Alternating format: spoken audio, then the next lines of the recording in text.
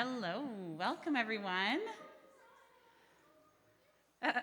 Thank you so much for coming to our Capstone Presentations and graduation and awards. We have so much going on today. We're very excited to show you kind of what we've been doing. A quick instructions, presenters, when you come up, you can, of course, use the stand and the mic. If you need to, if you're too short or too tall, we'll help you adjust it. Okay, so you don't have to worry about adjusting it.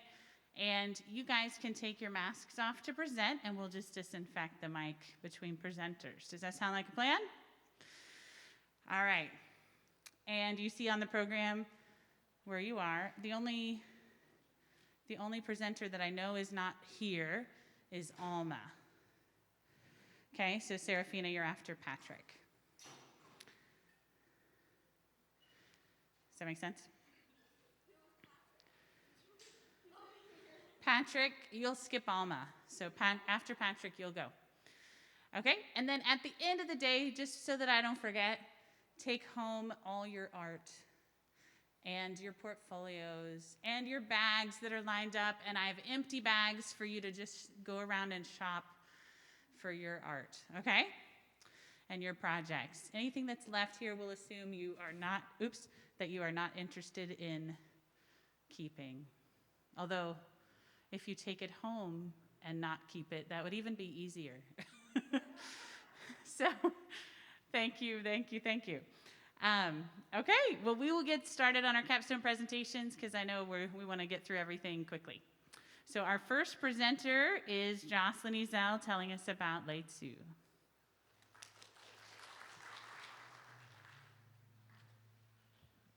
Hi. Okay, sorry. During the Civil Rights Movement, Rosa Parks wisely said, "One person can change the world." Lao Tzu of the 27th century BC, wife of the Yellow Emperor in China, influenced China in 3 ways. By discovering that silkworm cocoons could be spun into silk, establishing the silk industry, and blessing silk farmers ever since. Ancient Chinese legends credit Lao Tzu with the discovery of silk. In one such legend, Lao Tzu's father was to be away from home for business, leaving his daughter at home with their stallion. Lao Tzu was so lonely because her father was gone that she promised her stallion, "If you bring my father back to me, I will marry you." When he did, and her father found out, he killed the horse. The corpse later attacked her and left her with a horse head. She then announced to her village that she must take care of all the silkworms for the rest of time. According to others, Lao Tzu, wife of the Yellow Emperor, was enjoying her afternoon tea in her garden under a mulberry tree when a silkworm cocoon dropped into her cup and began to unravel. Out of curiosity, Lao Tzu continued to pull the cocoon apart. Eventually, she had circled her garden multiple times. She wondered, since the thread was so beautiful and strong, if a cloth could be made of it. Once the Yellow Emperor beheld her beautiful cloth, he declared that it would be China's secret monopoly. Despite the fact that these legends differed about how Lao Tzu discovered silk, they both credit her with the discovery. No matter how she did it, her discovery had a positive impact on the course of China's history as a whole. Lao Tzu established the silk industry. In addition to being credited with the discovery of silk, she is also attributed with the invention of the silk wheel, used to wind raw silk thread up after the cocoons have been boiled. Just as important, she is credited with the discovery of the silk loom. In the successive centuries, the Silk Road developed global trade, and silk became widespread across the known world and was known as a Western sensation. China's economy thrived due to Lao Tzu's crucial early contributions. The annual Silkworm Flower Festival venerates Lao Tzu. During the festival, the silkworm farmers, who are exclusively women, dress in traditional Chinese clothing and decorate themselves with silk flowers. They worship Lao Tzu in the temple with dancing, sacrifices, and singing. Traditionally, a few men bring baskets of yellow pythons to the houses of the silkworm farmers during this festival, where they sing a song to bring good luck to the baby silkworms and that harvest. During the silkworm month, the door to the silkworm houses are locked, and no one except for the farmers are allowed even remotely close to the sacred worms. There is no noise, smoking, alcohol, or even certain words such as green onion and sleep, said to bring bad luck. The annual worship of Lade Sioux rallies silk farming and cultural heritage in China. Lade Sioux made a tremendous impact to China. Her legend unified China, her silk industry built China's economy, and traditions centered around her show Chinese culture. Without Lade Sioux, China would not be as advanced as it is today. Any one person can change the world.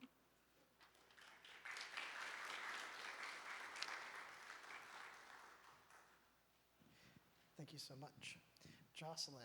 And what was that? She was going to marry her stallion? Is that what? Yeah, and then ended. we were trying to parse that one. Okay, I get to change microphones, and the next presenter I think is it you, Caitlin Grace? Great.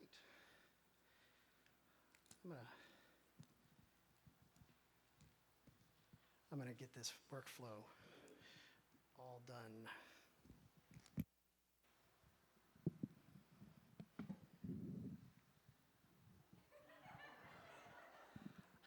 Caitlin Grace and I are not a match eye to eye. Come on up, Caitlin Grace.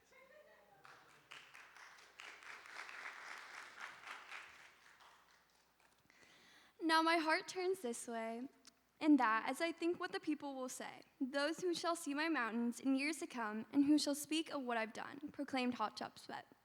In 1478 to 1458, Hatshepsut reigned as Pharaoh of Egypt in the Middle Kingdom. She made a name for herself in 3 ways. She made her own title, she made her own monuments and temples, she made her own legacy. Hatshepsut was determined to be Pharaoh of Egypt. She began as a princess with the title God's wife of Amen, more powerful than all the queens. When her husband was still alive, she was considered consort. She presided over festivals, and she sang and danced to arouse the gods. Hatshepsut and Thutmose II had a daughter named Neferurah, and his other wife Isis had a son, Thutmose III. When Pharaoh died, Hatshepsut was named regent because Thutmose III was still a child. When Thutmose was of age, instead of yielding her authority to him, she blatantly claimed to be Pharaoh herself. She depicted herself in statues as an equal to male pharaohs, and Thutmose I made her smaller co-ruler. As their images apply, definitely she was a self-made strong woman. She had many major accomplishments. She would send soldiers out to push people that were living near her away because she felt threatened about them. Because they were at peace, she could build many more projects. She beautifully restored the temple Karnak, where she placed obelisks and statues. Her own temple was the most impressive, and she and many pharaohs after her will be buried right next to it. Uniquely, she created even more infrastructure than her predecessors. Historians only recently discovered Hatshepsut's legacy. Shockingly, her name was erased from monuments, and statues were torn down following her death, and historians attribute Thutmose III for this. When linguist Juan-François Champollion deciphered the Rosetta Stone, he realized that the hieroglyphs indicated a female ruler during that time, but the statues appeared to be all male. After more investigation, archaeologists found more statues in Hatshepsut's inner chamber of her temple with her name still engraved. Egyptians believe that erasing someone from history affects their afterlife. Perhaps Thutmose III secretly left some intact to protect her eternal fate. Historians had to put the pieces together to figure out the truth. Diligently, Hatshepsut made her own story. She decided to be pharaoh. She built monuments to be remembered. And despite the best efforts to forget her, her story is still being told. We remember Hatshepsut as an inspiration to women today.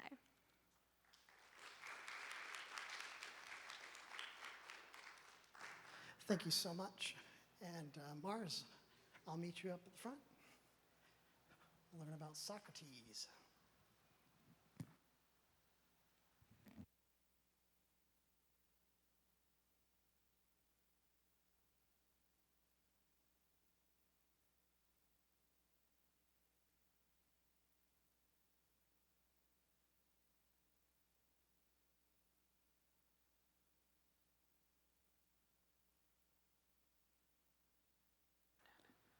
Who was the most influential philosopher of all time? Socrates flourished as a famous philosopher in ancient Greece during the Peloponnesian War. He had beguiling beliefs, an eccentric existence, and an uncanny conviction. Socrates lived an interesting life. He was born circa 470 BC in Athens, Greece, into a working-class family, so he received the basic Athenian education of music, gymnastics, and grammar. He practiced stonemasonry like his father. He also fought fearlessly in the Peloponnesian War, surviving 3 battles. Later in his life, he married an upper-class woman and had 3 sons, although they were not nearly as brilliant as he. When he met the oracle at Delphi, who said he was the wisest man in the world, Socrates embarked on a mission to prove her wrong. Socrates lived a full life. Socrates has, through his search for wisdom, proven to be the main source of Western philosophy. To his credit, the oracle, he sought for a man wiser than he among the men of Athens. He wanted to find out just how wise they were, so he developed the Socratic dialectic to challenge their positions and find out if they really knew what they were talking about. He was lauded by many but vilified by some because he showed those esteemed as wise as more foolish than their reputations. Over time, he came to think that ethics should be based on philosophy.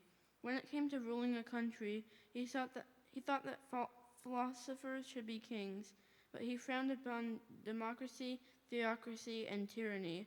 His ultimate conclusion was that virtue is knowledge. The only way to know what is good is to do what is good. Even so, he wrote no books, so no one knows much more about what he taught. His teachings are so open to interpretation that most schools in ancient times, though contradictory, were founded by a follower of Socrates. Socrates was an influential source of knowledge for Western philosophy. Because he made so many enemies in his quest against the oracle's proclamation, powerful Athenians reviled Socrates and ultimately unfairly convicted and sentenced him to death.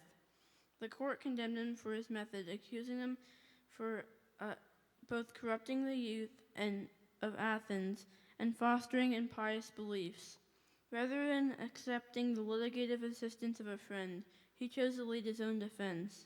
He proposed in his defense that he was a gadfly who augmented Athenians' attention and awakened unaware airheads. The jury convicted him and sentenced Socrates to exile. Instead of hearing his associates' pleas for his life, Socrates counterclaimed that he should be declared a hero and thanked for his service and paid for his role in the city-state.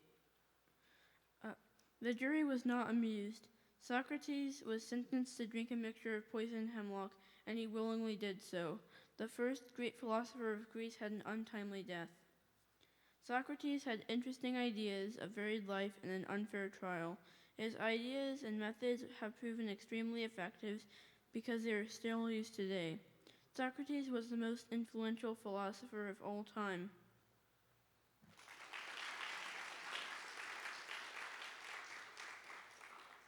Thank you so much, Mars. Our next presenter, I'm going to have to look over our shoulder, is Rowan. Great. Rowan, come on up, and I'll switch your mic.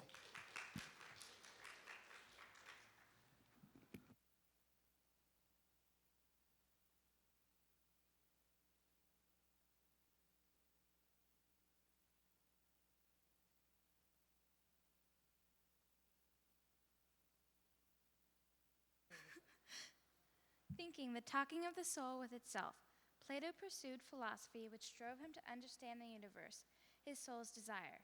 During the Great Peloponnesian War around 400 BC, Plato taught philosophy in Athens, Greece. Plato's work impacted philosophy in 3 ways. He diligently sought truth, he wrote the dialogues, he inspired criticism and discussion. The quest for truth motivated Plato's philosophy. Truth, beauty, and goodness make up the Platonic triad. Plato believed that to embody truth is divine. Beauty is a direct expression of truth. Goodness defines knowledge and wisdom. Plato worked to find all truth in his philosophy. The dialogues of Plato greatly impacted philosophy. After Socrates' arrest and execution, Plato sought to find the perfect society so unfair trials would never happen. As a student of Socrates, Plato took it on himself to write all of Socrates' philosophy. Plato wrote dialogues which explored philosophy in a form of a play. Because Socrates never wrote a lot of his own works, Plato published them in the last days of Socrates. Students of philosophy still study Plato's dialogues today. Plato's philosophical ideas made critics and discussions. His ideas and values were criticized by Diogenes of Sinope, who was considered Plato's nemesis because he called Plato a liar and a fraud. Since Plato's scribes described human beings as bipeds without feathers, during one of Plato's classes, Diogenes burst in holding a plucked chicken and balked. This is what Plato thinks of us human beings. He was not intimidated. Plato was even more inspired when people criticized him because then he knew that people were joining him in the quest for truth. Plato's work inspired philosophy in 3 ways. He sought truth in the universe, he wrote many volumes of dialogues, and received much criticism of his work. Plato's work inspired generations to think hard about truth. As we think, our souls are joining the great conversation.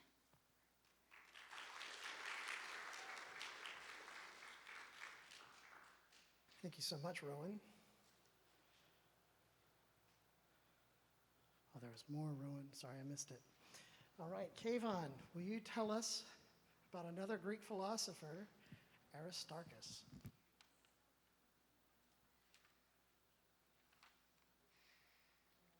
Kayvon, is this your first presentation in front of a crowd? I think you're going to do great.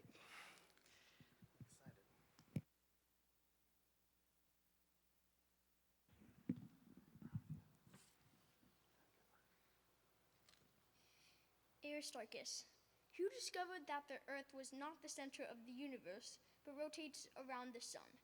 Even though some people may credit Copernicus, he was 1800 years too late. In reality, the discoverer was an astronomer who observed the night sky during a lunar eclipse. This astute astronomer was Aristarchus. His mysterious life was impactful. His unusual work was jeered. His numerous believers promoted him. Aristarchus' life is mostly unknown because all records have been destroyed. Born in 310 BC, he was raised on the island of Samos, where Pythagoras lived. When he died around 230 BC, he had lived approximately 80 years, mostly in Alexandria.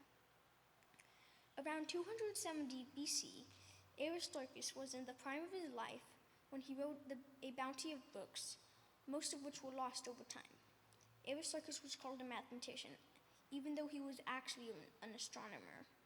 He lived in the same time period as Archimedes and Eratosthenes, but he was 20 or 30 years older than them. Aristarchus conducted a mysterious but impactful career. Altruistically, Aristarchus diagrammed the first heliocentric proposal of the universe. He determined that the Earth spins on its axis, taking 1 day per rotation, and revolves around the sun. He also calculated the size and distance of the moon and sun. He expected the angle of the quarter moon to be 90 degrees directly overhead, but it was actually 87 degrees, which is slightly closer to the sun. Additionally, he discovered that the Earth's shadow covers the moon during a lunar eclipse. Interpreting these observations, he claimed the moon is 1/3 of the size of the Earth, and the sun could fit 109 Earths inside of it. Beyond that, using parallax, he observed the stars and the universe is much bigger than previously thought. Aristarchus' astute astronomical advances endured, although they were considered absurd. Many great authors discuss Aristarchus and his discoveries. Aristarchus' books and notes and observations have been lost in the mist of time. Archimedes wrote in the Sand Rector, which was a message to King Gelen. Aristarchus wrote a book claiming the Earth orbits the sun, the stars are fixed, and the universe is much bigger than we thought. Boldly, cleanness, the Stoic claimed, ought to be indicated for impiety for putting into the motion of the heart of the universe. Additionally, Sextus Empiricus, the philosopher, and Plutarch, the biographer, also wrote about him.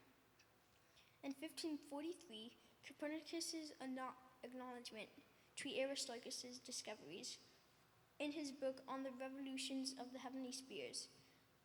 But before publishing, he removed 2 pages which contained the endorsement. Aristarchus's books may have been lost, but many great writers have written about him. Aristarchus moved from his hometown island of Samos to Alexandria, where he influenced many scientists, including Archimedes and Eratosthenes, with his heliocentric theory, which led to Archimedes' own writing on Aristarchus.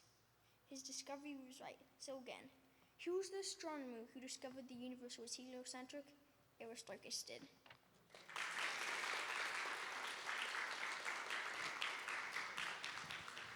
Well done, Kayvon. Well researched. Good work. We do have Cooper Jenkinson coming up and telling us about another Greek philosopher discoverer, Euclid.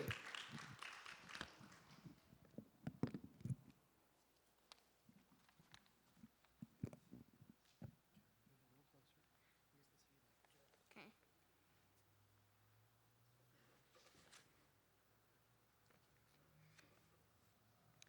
Euclid's Elements was printed more times than any other book except the Bible. Euclid, who was a Greek mathematician, founded geometry in 300 BC. His life is a mystery, and he wrote the first geometry textbook. He wrote other influential books. Euclid's life is mysterious but important. In 330 BC, he inhabited Hellenistic Egypt during the reign of Ptolemy I. Time has expunged details of his life. Time has erased his personality. Time has obstructed his appearance. During his life, he probably studied at Plato's Academy in Athens and witnessed the construction of the Pharos Lighthouse. But he almost certainly was the head librarian of the newly built Library of Alexandria. By the time of his death around 270 BC, he was considered the father of geometry.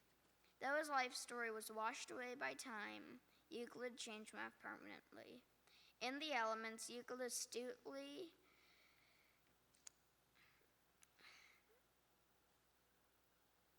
conducted almost all aspects of Western thought. The second most famous book ever, Euclid's Elements, is made up of 13 books split into 3 sections: plane geometry, arithmetic and number theory, and 3-dimensional solids. Skillfully, Euclid scrupulously grounded his statements on axioms, definitions, postulates, and common notions, and collected the knowledge of Greek mathematicians to create 465 theorems and proofs, which only use a straight edge and compass. In his book, he wrote logic precisely, efficiently, and elegantly. Fortunately, his book has influenced mathematicians, scientists, and philosophers such as Galileo, Newton, and Spinoza. Euclid's Elements join ancient and modern science and math.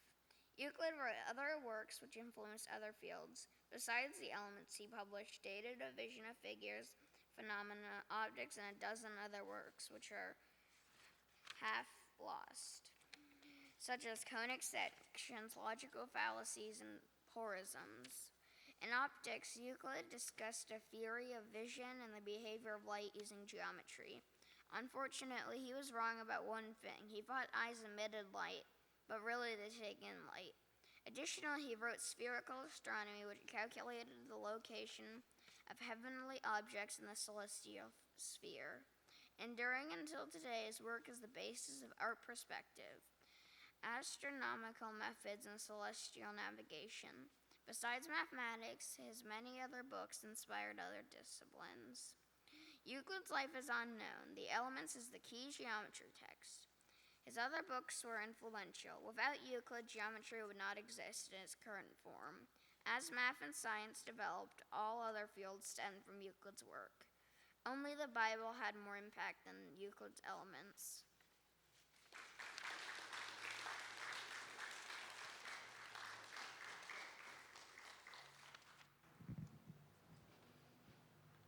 All All right, thank you. Our next presenter is Eden.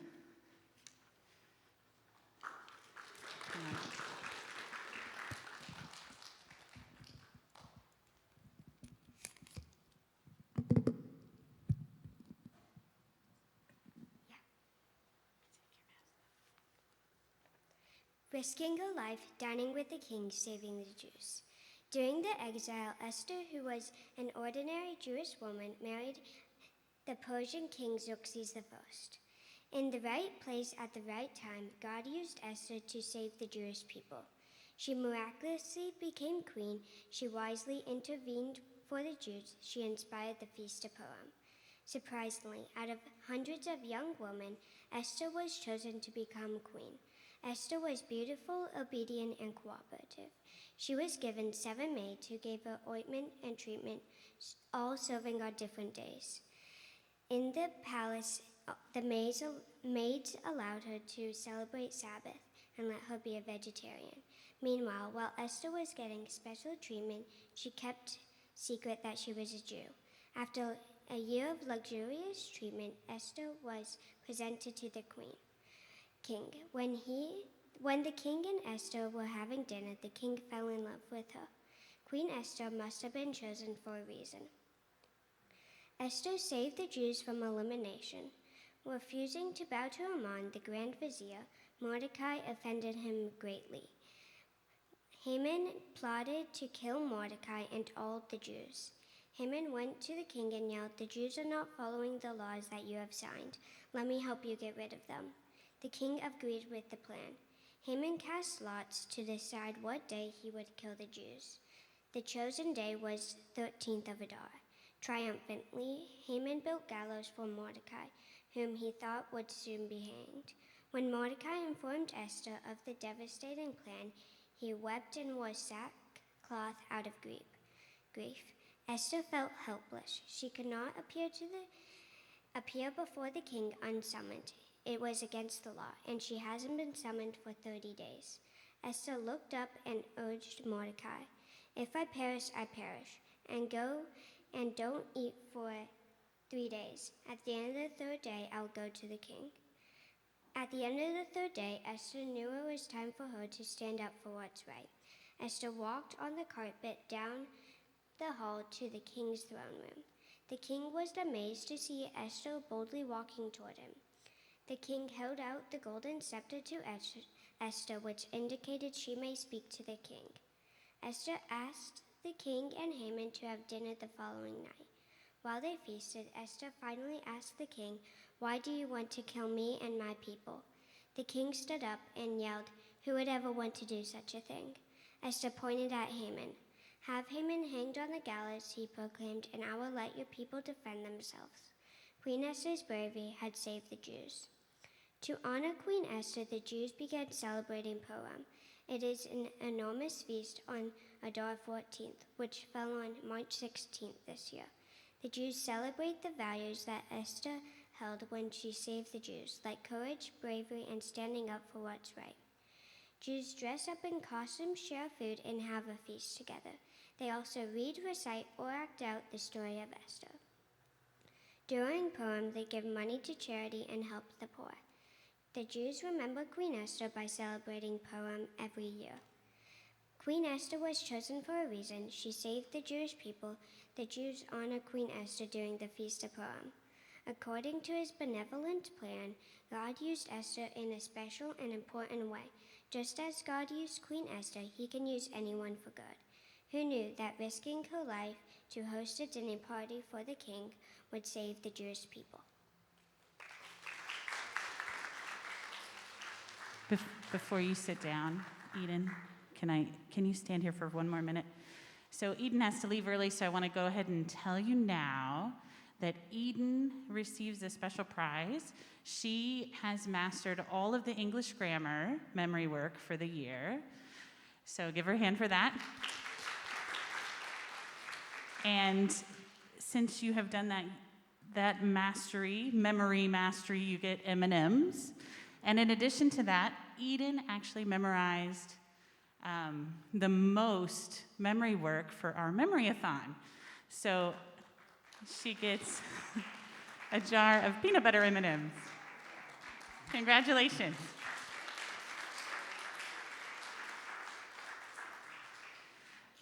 And our next presenter is Phoebe Guinness, and I'll get it ready for you as you come up.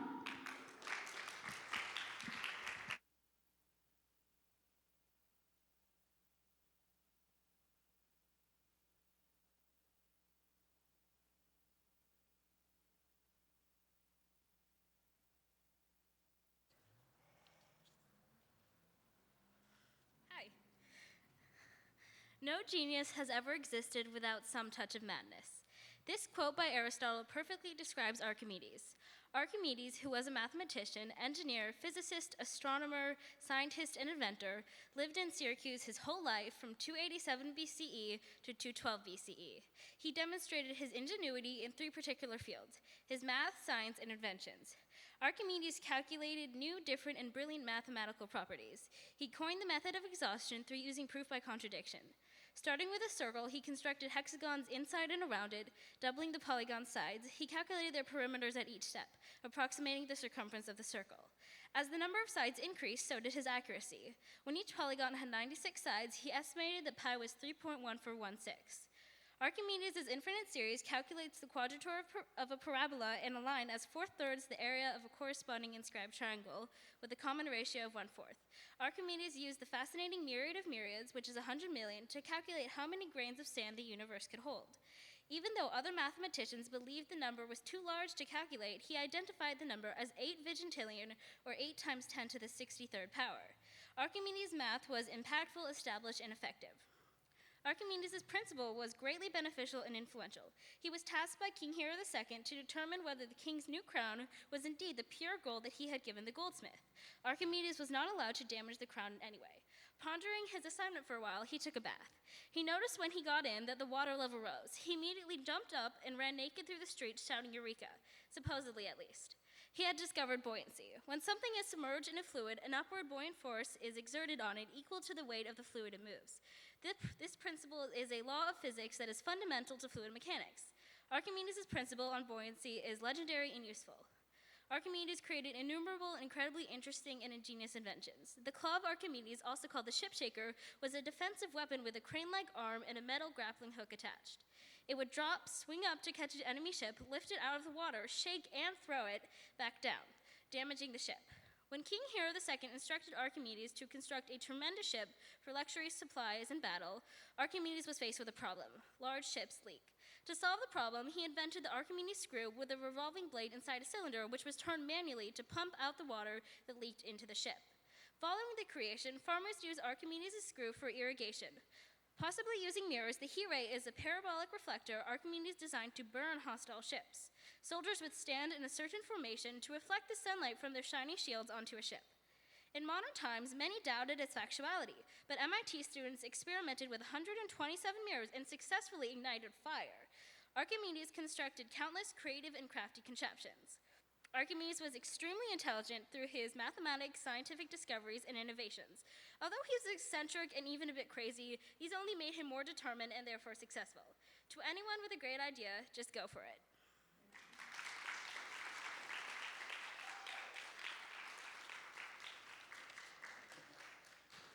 Thank you so much. Jude, you're up to tell us about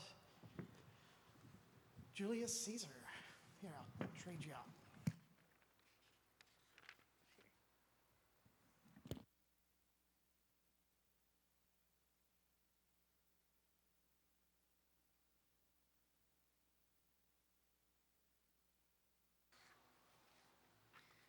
Said to be the greatest Roman leader, Julius Caesar is one of the most famous men in history. Almost everyone knows of Julius Caesar, but not many know his story. The ancient world would look remarkably different without his presence in Rome's political and military decisions. Julius Caesar's fast rise to power, aggressive military tactics, and influential development to the Roman government ultimately changed the ancient world forever. Despite his family's lack of political presence, Julius Caesar swiftly rose to great political authority. He became head of his family at age 16 after his father's death, which coincided with a civil war between his uncle and Lucius Cornelius Sulla. After he married the daughter of Lucius Cornelius Cinna, his uncle lost the war, and Caesar joined the army to flee his enemy Sulla's command. By 75 BC, Caesar had obtained a rank with enough power to gather his own fleet. In an attempt to gain more power, Caesar, Pompey, and Crassus formed the first triumvirate, an informal political alliance that allowed them to help each other for their personal advantage. However, Caesar's military conquests strained the relationship and caused great destruction. Julius Caesar's aggressive approach to life was his biggest attribute as well as his biggest flaw. With the power he obtained through the triumvirate, Caesar invaded Gaul through multiple monstrous siege attacks. Caesar ultimately defeated the Gallic leader Vercingetorix. Despite his military success, his aggressive politics weakened the triumvirate's bond, and when Crassus died, the triumvirate crumbled. Without Crassus, Pompey took the offensive against Caesar, joining the opposing political party, marrying the daughter of Caesar's enemy, and accusing him of treason in the Gallic Wars. Pompey demanded he return to Rome in 49 BC, but instead Caesar marched his troops across the Rubicon River between Gaul and Italy. This was a declaration of war with his rival Pompey circa 50 BC. The war was a 4-year politico-military struggle, leaving Caesar victorious and peace in Rome restored. After the Civil War, he proclaimed himself dictator perpetuo, or dictator for life, and began to mold the Roman government accordingly. With Caesar's newly obtained power, he pointed the Roman government in a completely new direction. First, he changed Rome from a republic, a country with elected officials, to an imperial empire, a nation ruled by one supreme authority. As dictator for life, he virtually became the first of a long line of emperors. By propagating the idea that emperors were actually gods, the Senate lost its power and the emperor gained more authority. Julius Caesar rose to power, military expansion, and authoritative politics instigated a new form of government never before seen by the Roman Republic. The Roman Empire sparked a new age of governing, which inspired figures such as Benito Mussolini in countries with fascist regimes, and in the political philosophy of Caesarism, Caesar started a legacy that would last thousands of years into the modern day.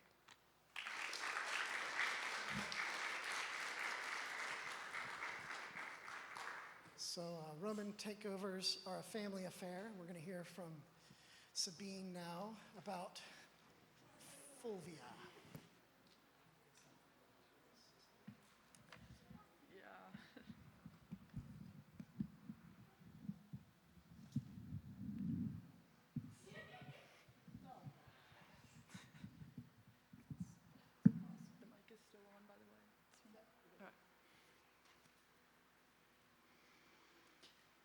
The years of the Roman Civil War from 49 to 45 BC were bloody and confusing.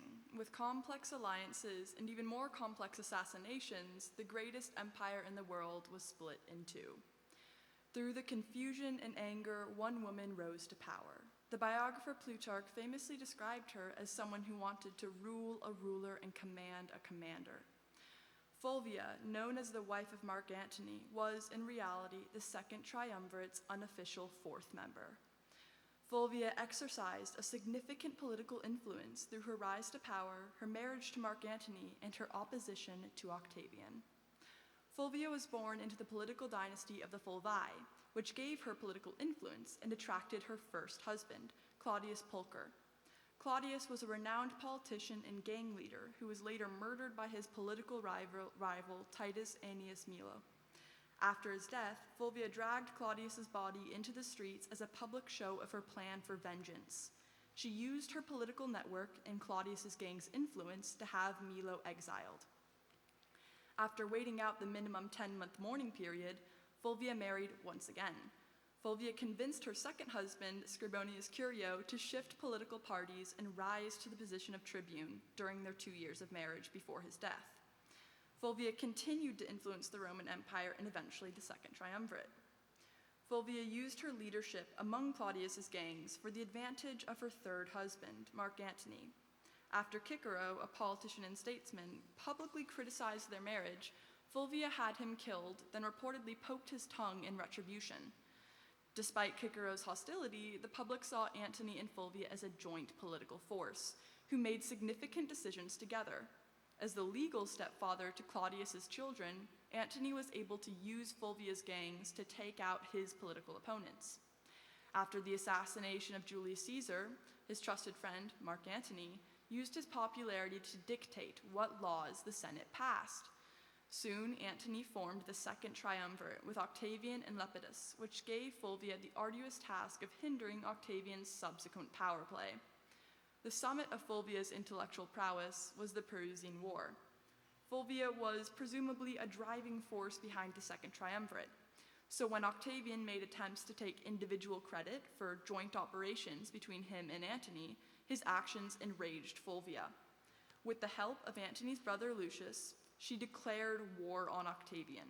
Using military force, she seized towns in Perugia and Praeneste. Octavian fought back, recognizing Fulvia as the inciter of the war and inscribing personal insults on the missiles he fired at her.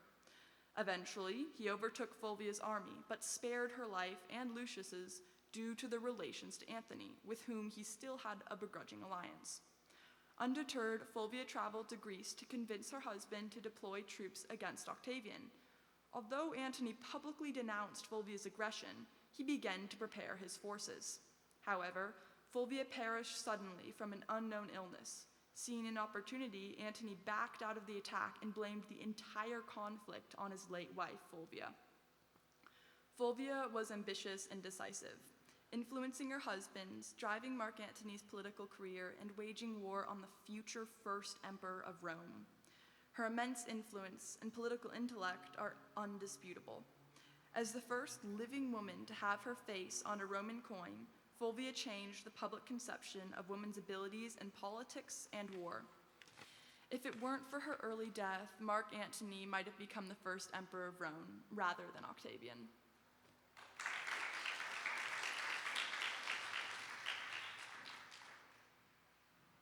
Thank you so much. So, Patrick, during these turbulent times, what better thing to do than invent some stuff?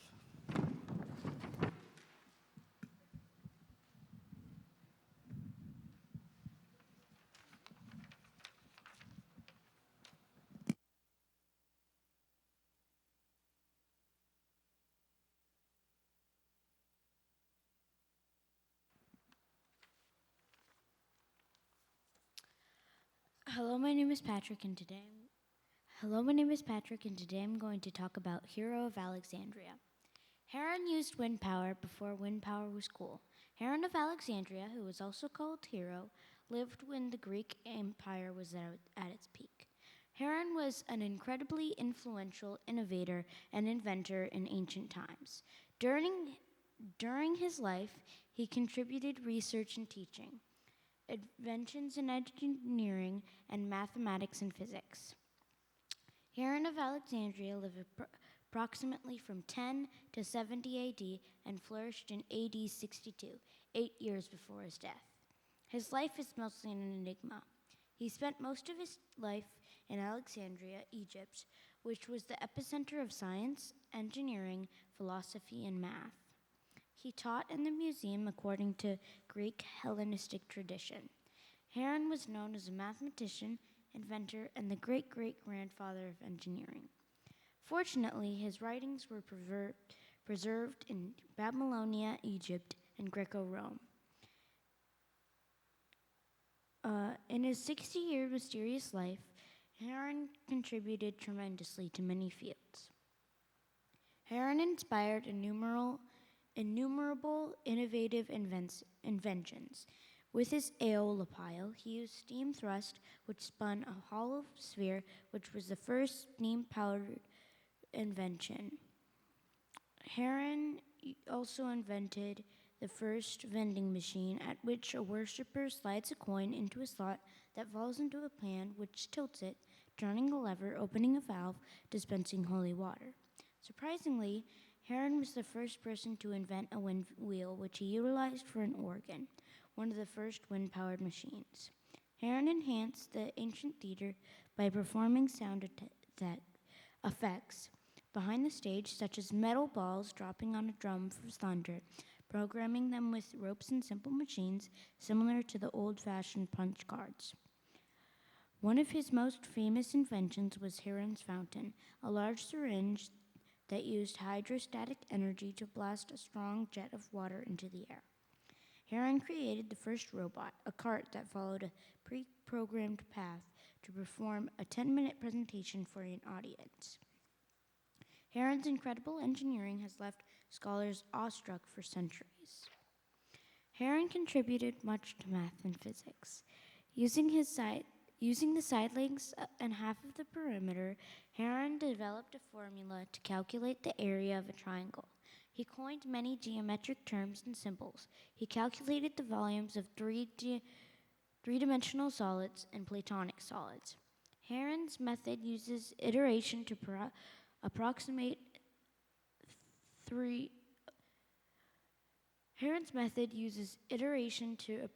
the square roots and cube roots of numbers. In the field of geodesy, he measured the Earth's shape and size, its orientation in space, and the distance between Alexandria and Rome using the observation time of a lunar eclipse.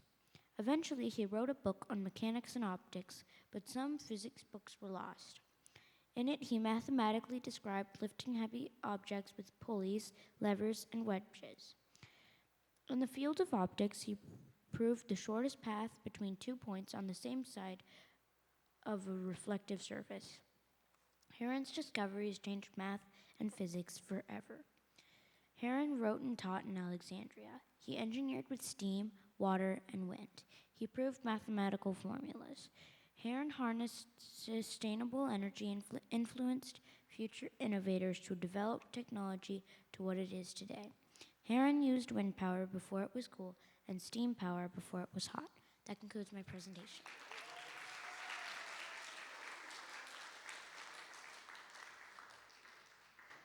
Thank you, Patrick. Let's hear about Queen Septima Zenobia from Serafina Kirk.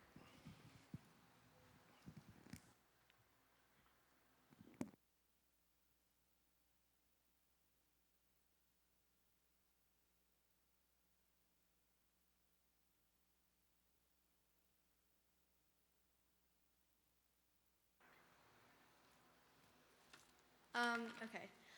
Have you ever been underestimated? Queen Septima Zenobia was underestimated by the ancient world and became one of history's most powerful yet unexpected monarchs in 3 ways: her promising upbringing, her conquering strategies, and her devastating fall. In 240 AD, Queen Septima Zenobia of Palmyra was born. Her father, Julius Aurelius Zenobius, named her Julia Aurelia Zenobia after her ancestor Julia Domana, Empress of Rome. Queen Zenobia claimed heritage from other powerful women, such as the beautiful Cleopatra and the semi-mythical Dido, who established Carthage. As a wealthy noble with excellent education, she became fluent in Greek, Latin, Egyptian, and Aramaic. While still a young girl, she received rule over shepherds and their sheep from her father in order to practice ruling over men in early life. When she was 14, she married Odeontheus, Rome's client ruler of Palmyra.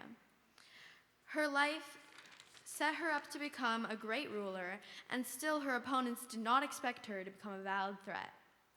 A few years into their marriage, Odeontheus and his son from a previous marriage were assassinated. Zenobia's son, Vabalethus, was only a child at the time, and Zenobia became his regent ruler. Unlike her late husband, she soon grew tired of being merely Rome's client, so she began to expand her empire and conquer neighboring regions. In only a few years, she conquered the majority of Asia Minor, Palestine, Lebanon, Egypt, and eventually much of Eastern Rome, and created an empire independent from Rome. It is said she valiantly led her armies into war and marched bravely on foot with her troops at all times. She showed courage as a ruler as well as a warrior and made her troops respect her. Queen Zenobia's treatment following her capture shows how she was constantly battling erroneous stereotypes for women. Tragically, in 272 AD, Emperor Aurelian led his surprise attack on her army in Turkey. With the element of surprise and lighter armor on his side, Aurelian's army was able to defeat the Palmyreans. Queen Zenobia and her son attempted to invade capture, but Aurelian's army eventually caught up with them at the Euphrates River. Her armies attempted to revolt, so Rome captured their city. What happened to Queen Zenobia afterwards differs greatly between historians. Some say she starved herself to death on the way to Rome. Others argue that she and her son drowned crossing the Euphrates. But the most likely outcome was that she lived out the rest of her life married to a new husband in Rome. No one expected her to be a conqueror, and because of that, she was constantly underestimated and was never seen as a legitimate threat due to her gender. Queen Septima Zenobia was an immensely impactful and powerful ruler who was unwisely underestimated. She had a well-rounded education from the very beginning. She used her enemies' misogynistic prejudice to her advantage, and she fell from rulership in an unusual way. Queen Septima Zenobia shows how using the condescending nature of your opponents can lead to your victory.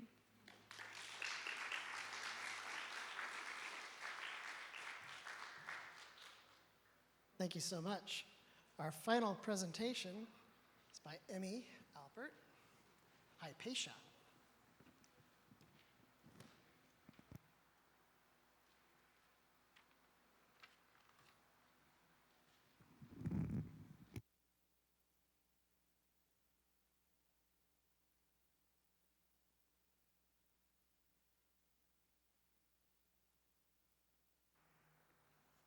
Success doesn't come to you, you go to it. Hypatia, who is a successful mathematician, astronomer, and philosopher, was born around 360 AD, just as Rome was declining and the majority of the population was Christian. Against all odds, Hypatia accomplished just as much as a man would in ancient times. Hypatia was unusually smart and driven from a young age, willing to work throughout her career, and sadly put to death with much more to accomplish and prove. Theon had a significant role in his daughter Hypatia's early life. He was very successful himself and the professor of mathematics at the University of Alexandria. Because of her father, Hypatia was introduced to astronomy and mathematics at a very young age. She even exceeded her father's knowledge. From her father, Hypatia learned various kinds of religions as well as how to influence and educate by the power of words. Hypatia's hardworking father refused to raise his daughter as any other girl and instead educated her as if she were a young boy. Hypatia even had the opportunity to assist her father on a version of Euclid's Elements, which had been mistranslated throughout 700 years of copying. Some think Theon attempted to raise the perfect human, and while this might be so, he also formed an exceptional relationship with his daughter through their shared interests. Hypatia's father paved the way for her future achievements. Hypatia was not only a brilliant woman of her time, but of any time throughout history. As Hypatia grew older, she acquired a special interest in astronomy and astrology. Their experiments and studies at Hypatia were labeled as a man's job, but Hypatia has proven many wrong. Hypatia wrote on mathematics and astronomy, worked on algebraic expressions and conic sections, invented the astrolabe for ship navigation, and devices for measuring the density of fluids. Hypatia lectured daily at the University of Alexandria, whose students mostly Christian. According to Damascus, she lectured on the writings of the early philosophers Plato and Aristotle. Even though Hypatia was considered a pagan, she was tolerant of the Christians, especially her students. Being a Neoplatonist, Hypatia believed mathematics held a spiritual aspect. Hypatia was gifted in her knowledge, which led her to a very successful life full of great contributions. Hypatia's work was sadly put to an end because of her devastating death at age 45. Alexandria was deeply divided between Christians and non-Christians at the time. Politically, there was disagreement between Archbishop Cyril and one of Hypatia's good friends, Orestes, the prefect of Alexandria. Hypatia followed Neoplatonism, a religion which had survived since classical Greece. In 415 AD, Cyril, who was especially hungry for power, sent his men to perform a political reprisal against Orestes, and Hypatia made the perfect target. On her way home from one of her daily lectures at university, Hypatia was attacked by a mob, dragged down to a church where they executed and burned her as a way of purifying the city. Although they attempted to represent her as an enemy, Hypatia's legacy still remains today. Hypatia accomplished as much as a man would because of her strong education, successful career, and memorable death. Though a woman in a man's world and a pagan in a Christian area, Hypatia worked for her own success. If allowed a longer lifetime, how much more could Hypatia have accomplished?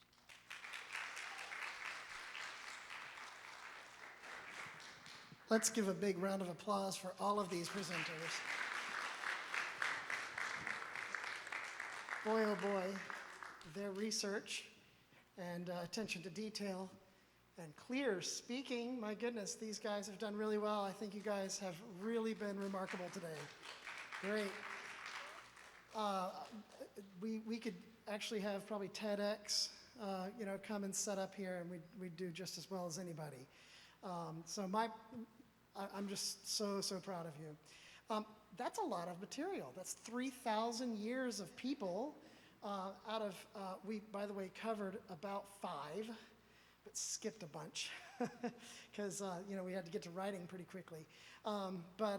We really enjoyed learning about these people this year, and going deep into one person's life really helps make that connection. Guys, we have a lot more going on in our celebration here, but I think you probably need to stretch your legs.